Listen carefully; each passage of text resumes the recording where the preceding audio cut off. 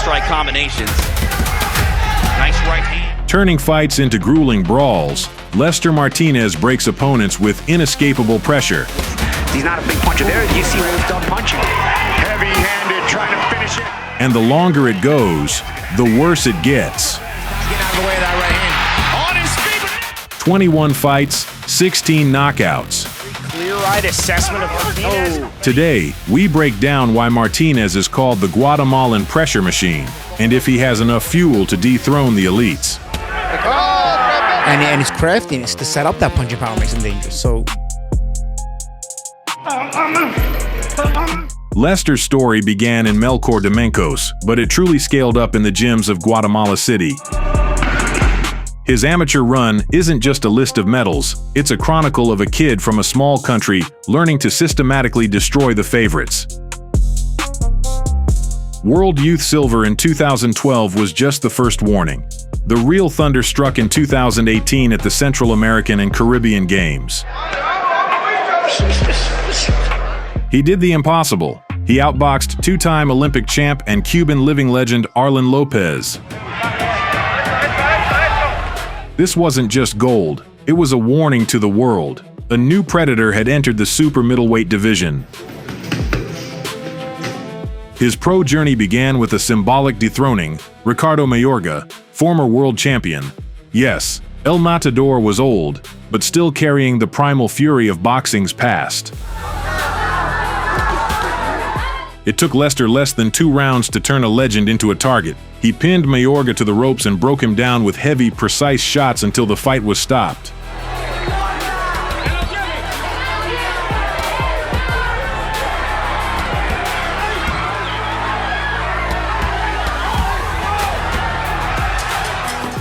It was a statement.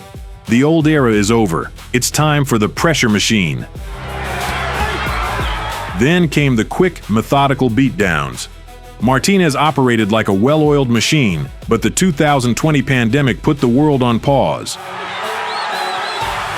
Returning from the layoff, he hadn't lost a single edge. Much at a time, much. There he did. He threw the right hand, but it's always 1, 2, 3, 4. In August 2020, he tore through Abraham Hernandez in 2 rounds at a Roy Jones Jr. tournament. A lot of time left in the round. Combinations, throwing 4 or 5 punch combinations. Nice right hand. Floors Hernandez. That might be it. 2 months later, back in the ring, and Mishi Munoz was dropped with a crushing left to the body. Munoz certainly does not look intimidated. Had a very clear-eyed assessment of Lester Martinez, but it's a big left to the body and he goes down. But the real test awaited. A vacant WBC Latino belt against Uriel Big Bang Gonzalez. The fight didn't last 3 minutes. Well, he's throwing him like he wants to get him out of there. Pretty solid shots and took him well.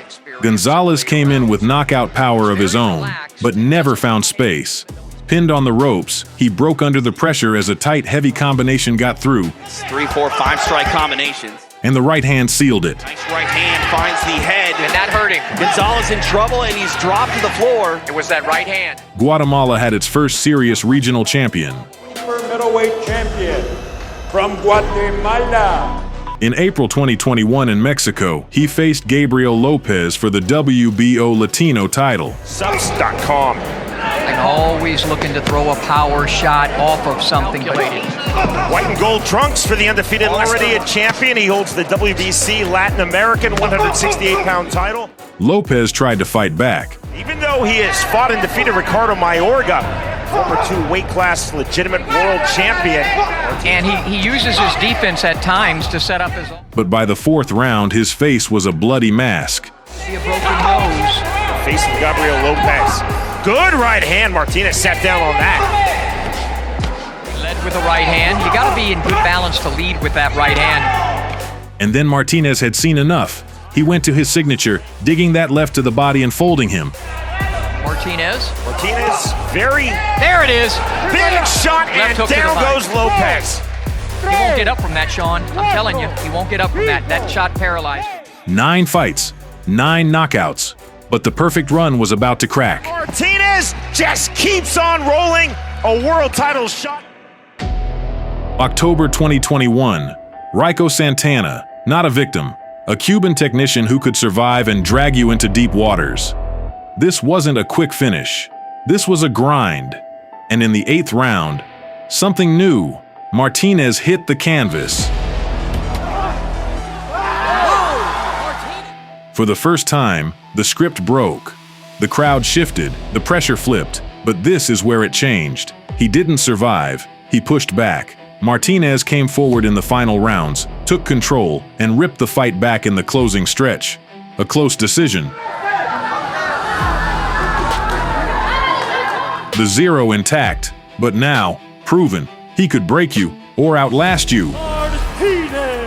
Where does he get that IQ from where he's been able to develop this style where he does stay in the pocket? He's not like he's hard to find, but he's in there and he's going to hurt you. Thanks, I think.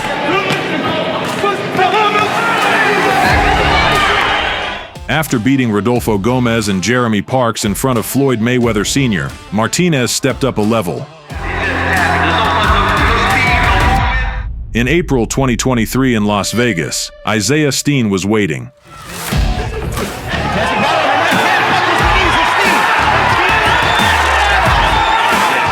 A fighter with pedigree and serious backing. For many, it was a risk.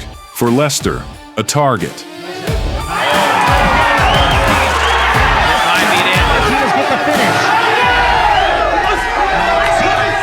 Steen tried to box, tried to hold range, but round by round the pressure built. By the 8th, it broke him.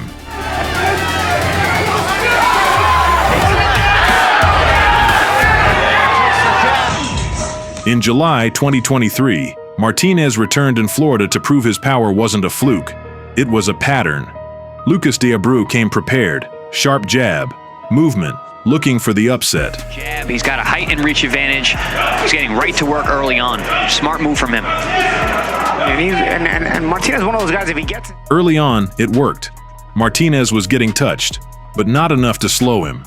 He kept walking forward. The ring with. Yeah, he looks very strong. You can see the way over the top intentions. By the 2nd, the pressure started to break through. Heavy combinations finding the target. Crafty guy.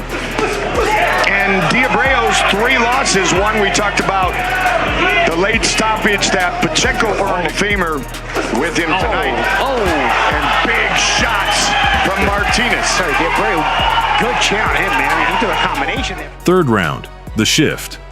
That trademark looping right hook lands clean to the temple.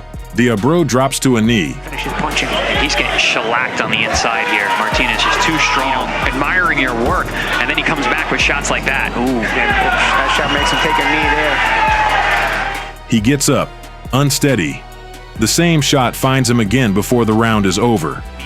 And he doesn't have a fast enough legs to begin with, even from round 1. He was getting in, but he wasn't getting out in time. And again, taking some shots. And there he goes again. That was a right hand that came over the top, right to the jaw. By the 4th, it's inevitable. The right hook comes back one more time, and it's over. When he's done punching, so Martinez hits him with the return after Diabreu's done punching. Heavy-handed, trying to finish it right here, right now. That's a good and it is all over, just like that. And I would say that's about 3.6 rounds that it took him. He's a little more dangerous. Not necessarily more difficult, but he's more dangerous because he hits you with shots that you don't see. He's very, very crafty. His February 2024 homecoming didn't feel like a fight night. It felt like a national event in Guatemala. The vacant WBC Latino belt was on the line. Ruben Angulo stood in front of him, but not for long. No feeling out, no caution. Martinez went straight to work.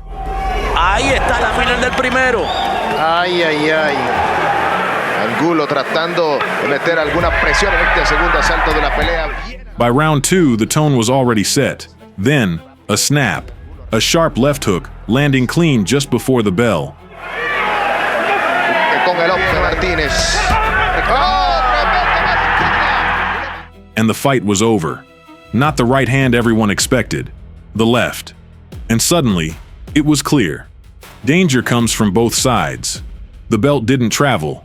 It stayed home. But that was just a stop. Before Washington. 1 минуттан астам уақыт бар.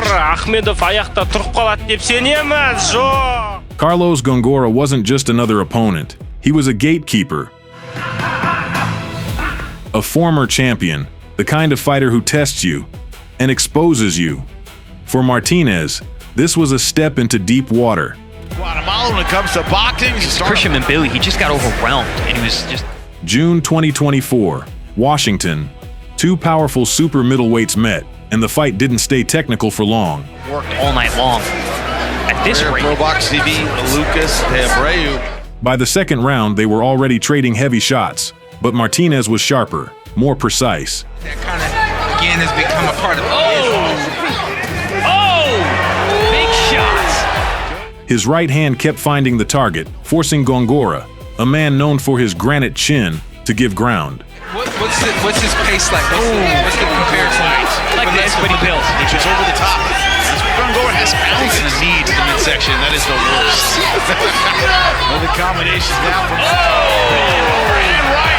And Gongora is hurt. In the fourth, Lester snapped everything into place. A sharp combination shook the veteran. God, what a right hand! Lester Martinez has Carlos Gongora in. And from that moment, the pace belonged to him. In the white and blue. Gongora 22. Like on a stick in the bicycle wheel, right? Gongora tried to take it back mid-fight, pressing Martinez to the ropes. But every time he stepped in, he paid for it. Clean counters, cold execution. This is something that I've seen from Gongora in past. Like, he's like a zombie. He gets hit with huge shots, comes back, get hurt their body there. He is well a lot, but yeah, you're right. At this point, it's Lester Martinez. He is well over that and still. In the final round, Martinez came close to ending it. Gongora survived, barely, on pure grit. 20 seconds left in round 10. More big shots from Lester Martinez. Wondered how he could to get him out of there, but Carlos Gongora too tough for him. The scorecards left no questions. A wide, dominant win. And just like that, Martinez stopped being a prospect and became a real threat to the division. And, you know, because obviously Lester is the guy who's on the come up. A year later, in March 2025, Martinez stepped into California to face Joshin James, a pressure fighter built on volume, aggression, and relentless output. The lead left, so you can see the game plan is what I imagine. Joshin jab, man, that thing is long. James came out fast, trying to overwhelm him early. There were times early in that fight, though, where he was getting, but as the fight wore on. 7.5. For 2 rounds, he threw nearly twice as much, but Martinez wasn't reacting. He was waiting. The pocket. Yes. He has to make Lester earn the pocket. Give Lester the pocket at times by stepping in too hard, and you're gonna be doing him a favor. End of round 3. Everything flipped. A brutal overhand to the temple, and then a left hook that shattered James's jaw. Skills and IQ. Nice left hook. Tell you what Joshin's got to be careful doing is going straight back. He's up. In the fourth, Martinez came out hunting, landing nearly everything he threw. Can't keep. That's one of the things I saw. Nice right hand. Down goes Joshin James, and he is flat on the canvas. This would be tough to get up from, ladies and gentlemen. One more knockdown, and the referee stepped in. Injury. Another good right hand. Yeah, the same right hand, guys. He's wobbling. He's not getting out of the way of that right hand. On his feet, but now he is down again. No chaos, no luck, just control and damage. And with that, Martinez moved from prospect to a man standing right at the edge of the top. It's easy to forget with the size of the Canelo-Crawford fight. A huge fight, a big spectacle. The fight of that night, of course, was Lester Martinez versus Christian Mbili. Well, it turns out the WBC agrees, calling it Fight of the Year 2025. A clash of titans. That's how this fight was described. September 13th, 2025, Allegiant Stadium. On the line, the WBC interim super middleweight title. Across from Martinez stood Christian Mbili, undefeated, 30-0, a Cameroonian powerhouse. Viva Guatemala, Nebraska. At that point, Martinez was already operating at the elite level, working in Terence Crawford's camp, helping him prepare for Canelo. Not in the spotlight, but at the highest level. I'm going to show the world and I'm the next opponent of Canelo or Crawford. campana. Y de esquina a esquina se baja en Billy, incluso le recorta el... This was one of the most brutal fights of the decade. Two men chose not to defend, but to destroy. Every punch carried danger. Y también saludamos en esta contienda. Martínez está atacando a la cabeza. Cuidado que lo levanta de upper. Buena combinación. Martinez worked with uppercuts, snapping Mbili's head back. Buena combinación por parte de Billy. Atacó con la izquierda. Gancho por mí que saquen la bazooka. No, ligeramente, porque está ahí una bala. Mbili fired back with heavy hooks, meeting him head on. Aunque se bajan en la guardia porque la tiene muy bien cerrada. Propuesta difícil de verdad. Lo que dice. Lester le sufrió. Lester tendría no que aventar. The crowd rose to its feet, again and again. Parece que lastima a Martínez en Belly, pero no, regresa. Y pelear de afuera. By round 10, both men were exhausted, but neither took a step back. They kept trading, all the way to the final bell. Pero saca una metralla y laterales, se queda en la distancia, pero en Billy se mantiene ahí pegado, como si fuera su sombra, como si fuera, y lo está acompañando y pegadito se queda. Difícil de verdad, Abner. Es una presión que te ahoga, es una presión. Por la derecha, upper y suena la campana. The result, a controversial draw, the first crack in Martinez's record, and at the same time, fight of the year. Yo lo digo así, un empate con sabor a victoria después de empatar con el campeón mundial. Cuando nadie te conocía, solo tu gente estaba contigo y cupé. Pero sí, me quedé con la espinita del título mundial del CMB. The story demanded a finale. March 21st, 2026, Martinez gets a second shot at the vacant WBC interim title. The opponent, Emmanuel Alim, 22-3, 14 knockouts, a heavy puncher who goes the distance and calmly sets up his shots. Here we go! Come out fast here. San Bernardino was sold out. Thousands of Guatemalans came to support their hero. Lester showing great eyes and reactions. He's seeing everything. And as I say that, Lester's countering nicely. He's also controlling the range.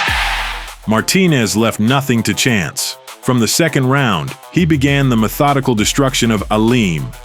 Earlier, his last loss was 6 fights ago. Great. Powerful right crosses rocked the veteran, and heavy body shots stripped away his mobility. Really showing the entire repertoire here. Fighting with a lot of athleticism and timing is Lester Martinez. Alim stopped just once in his career. That was all the way back in 2017. Alim showed incredible courage, surviving under a hail of Martinez's hammer blows. But the gap in class was massive. And as you guys mentioned, Lester Martinez came out ultra fast, energized by this crowd. Yeah, he's normally a slow starter. Yep. He needed to start fast. He did. When the final bell of the 12th round rang, the world held its breath. 118 to 110, 119 to 109, 120 to 108. They go the distance! Lester Martinez became the first world champion in Guatemala's history. Championship belt. Today, Lester Martinez isn't just a boxer. He's a symbol that even from the smallest country, you can step into the bright lights of Las Vegas. Ahead lies the shadow of Saul Canelo Alvarez and an inevitable rematch with Christian Mbili. But one thing is already clear. The Guatemalan Hammer is no longer a prospect. He is a force that anyone who dares to step into the ring will have to reckon with.